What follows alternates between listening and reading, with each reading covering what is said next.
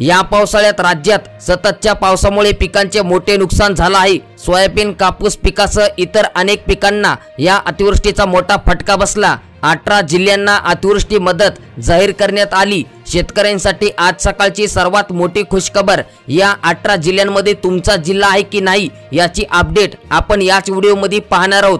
त्यामुळे हा व्हिडिओ संपूर्ण शेवटपर्यंत नक्कीच बघा आणि व्हिडिओला आताच लाईक करा। अतिवृष्टीमुळे झालेल्या नुकसानींचे पंचनामे सुरू। पंचनामे पूर्ण झाल्यास आर्थिक नुकसान भरपाई, हेक्टरी भरपाई देण्यात येणार। अपडेट आहे परभणी जिल्ह्यातील। पहिल्या टप्प्यात 46 लाख शेतकऱ्यांचं सोयाबीन कापूस अनुदान जमा होण्याची शक्यता। सोयाबीन कापूस अनुदान शेतकऱ्यांच्या बँक खात्यावर 26 सप्टेंबर रोजी जमा करण्यात येणार आहे आणि या अनुदानाचं वाटप पंतप्रधान नरेंद्र मोदींच्या हस्ते करण्यात येणार। परंतु शेतकरी मित्रांनो, आज सकाळची नवीन अपडेट तुमच्यासाठी आली आहे। पंतप्रधान नरेंद्र मोदी यांचा 26 ऑक्टोबरचा होणारा वाशिम दौरा आता पुढे ढकलण्यात आला आहे। आता हा दौरा 5 ऑक्टोबरला होणार असल्याची माहिती वाशिमचे पालकमंत्री संजय राठोड यांनी दिली। यामुळे आता हे अनुदान 26 सप्टेंबरला येणार की नाही, हे अनुदान कधी येणार याची अपडेट आपल्या या YouTube चॅनलवर तुम्हाला दिली जाईल। त्यामुळे आताच आपल्या या चॅनलला तुम्ही नक्कीच सबस्क्राइब करा। शेतकऱ्यांना 25% अग्रिम पीक विमा रक्कम देण्याचे आदेश कृषी मंत्री धनंजय मुंडे यांनी दिले आहेत। तुमचा जिल्हा, तालुका यादी आपल्या चॅनलवर तुम्हाला पाहायला नक्कीच मिळेल। राणी तंबोली शिवारात ओला दुष्काळ जाहीर करा, नुकसान भरपाई। शेकडो आदिवासी शेतकरी तहसीलवर धडकले। अपडेट आहे अमरावती जिल्ह्यातील। अतिवृष्टी, पूर आणि चक्रीवादळ या नैसर्गिक आपत्तीत नुकसान झालेल्या राज्यातील 1,24,715 बाधित शेतकऱ्यांना राज्य शासनाकडून सुमारे 69 कोटी रुपयांचा निधी मंजूर करण्यात आला। राज्यातील नागपूर, पुणे, छत्रपती संभाजीनगर, नाशिक आणि कोकण परिसरातील शेतकऱ्यांना जून 2024 ऑगस्ट 2024 या कालावधीत नैसर्गिक आपत्तींचा फटका सहन करावा लागला। अतिवृष्टीमुळे झालेल्या शेती पिकांच्या नुकसानीपोटी शेतकऱ्यांना राज्य शासनाने मदतीचा हात दिला आहे। तिरुपतीचे तूप तापले, स्वस्त खरेदीमुळे मंदिराच्या तूप खरदार लाडूत भेसळ झाल्याचा आरोप। 320 रुपये किलो दराने झाला होता पुरवठा, आता 475 रुपये किलोने होते खरेदी।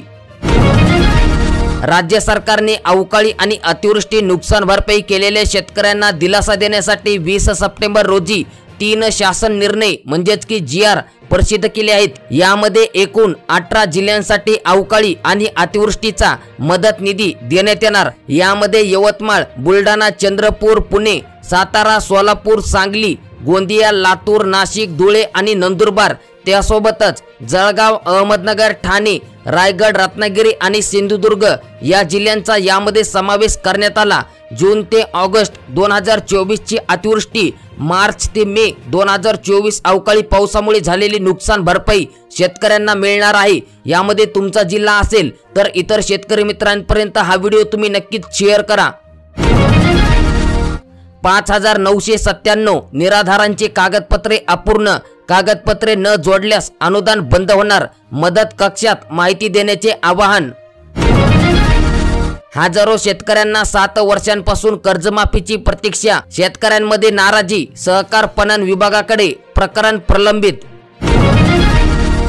ज्या महिला लाडकी बहीण योजनेचा अर्ज सप्टेंबर महिन्यात करणार आहेत त्या महिलांना योजनेचा निधी सप्टेंबर महिन्यातच मिळणार। आतापर्यंत अर्ज केल्यानंतर तो मंजूर झाल्याच्या नंतर दुसऱ्या महिन्यात त्याचा लाभ दिला जायचा, मात्र आता सप्टेंबर महिन्याचा लाभ या महिन्याच्या अखेरीस आधी तुमच्या अकाउंटमध्ये डेबिटद्वारे म्हणजेच की थेट जमा करण्यात येणार, अशी माहिती आदित्य तटकरे यांनी दिली आहे। ओबीसीतून आरक्षणाची मागणी मान्य करा, धनगर समाजाला एसटीचे आरक्षण लागू करा। आरक्षणासाठी मराठा धनगर समाज आक्रमक।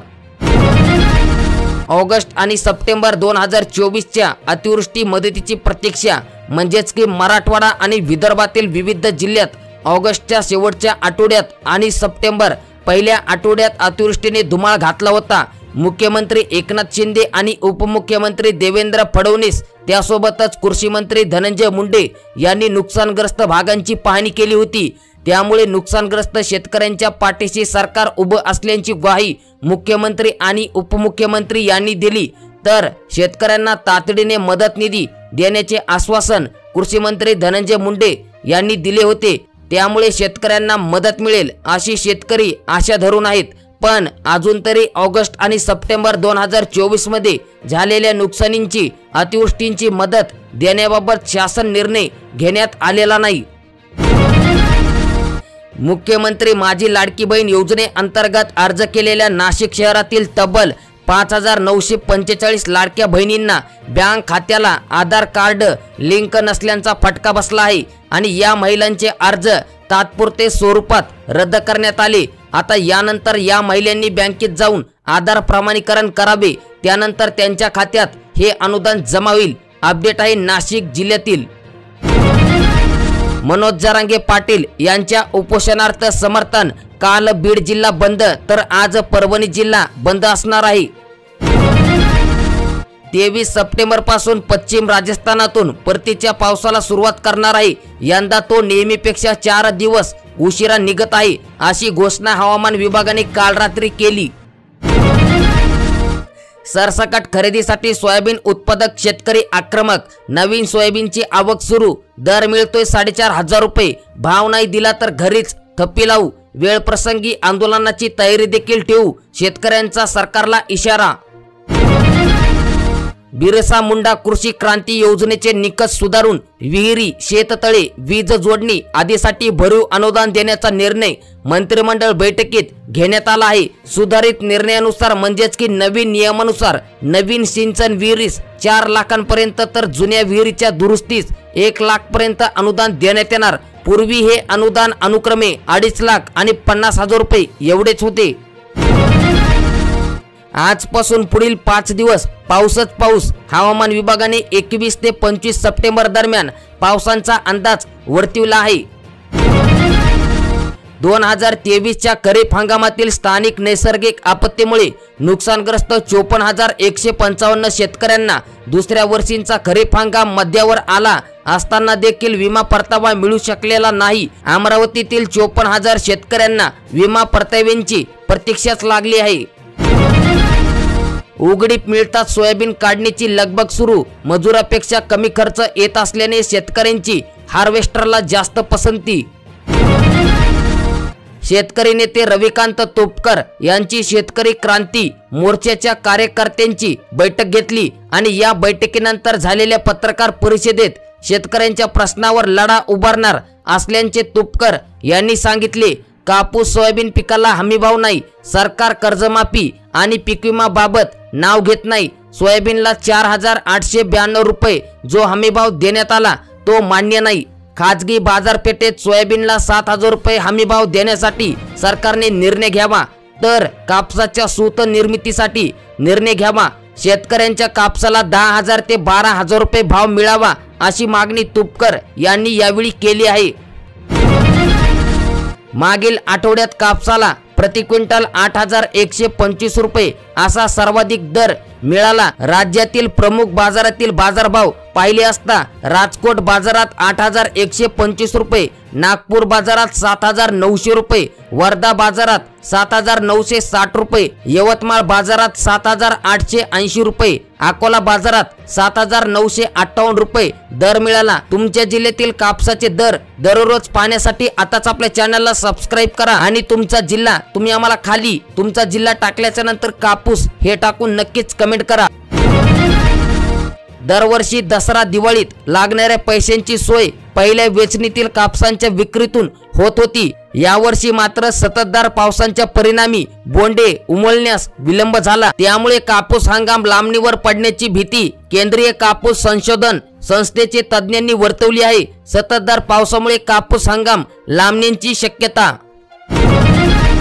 दिल्लीच्या नव्या मुख्यमंत्री म्हणून आम आदमी पक्षाच्या नेत्या आतिशी मार्लेना यांनी शनिवारी शपथ घेतली। आतिशी यांच्यासह 5 मंत्र्यांनी देखील यावेळी शपथ घेतली आहे। समोर आली आहे ती म्हणजे काही राशन कार्ड धारकांना महावितरण कंपन्यांमधील सर्व कर्मचारी, अभियंते, अधिकारी आणि कंत्राटी वीज कामगार दिनांक 25 ते 26 सप्टेंबर 2024 रोजी 48 तासांच्या संपावर मिळालेल्या माहितीनुसार या संपांमध्ये 100% यशस्वी करण्याच्या तिन्ही कंपन्यांमधील कर्मचारी संघटनांनी निर्णय घेतला आहे। लाभार्थ्यांना पुढील महिन्यात म्हणजे हवामान आधारित असलेल्या मिळणार नाही योजनेअंतर्गत 78 कोटी 85 लाख 19,590 रुपयांचा विमा परतावा जाहीर करण्यात आला। जिल्ह्यातील 32,449 शेतकरी विक्रेते पीक विम्यासाठी मिळणार नाही पेट्रोल निर्णय परतावा जाहीर झाला असला तरी देखील ग्रामसभेत शेतकऱ्यांच्या ठराव पास करण्यात आला। हा निर्णय तुम्हाला कसा वाटला याबाबत मात्र नक्कीच कळवा। नैसर्गिक आपत्तीमुळे पीक उत्पादकांपेक्षा परिणाम होत असल्याचे हवामान आधारित 213 योजना शासनाने 3,000 रुपये मिळणार। 2,546 प्रस्ताव नाशिक जिल्ह्यामध्ये 5 पेक्षा जास्त सुरू करण्यात आली। एकत्र येण्यास बंदी तीर्थदर्शन योजनेसाठी मनाईचे केंद्रावर जाऊन जाहीर करण्यात आले आहे। 21 सप्टेंबर ते 5 ऑक्टोबर पर्यंत 15 दिवसासाठी शहरात मनाई आदेश लागू करण्यात आले।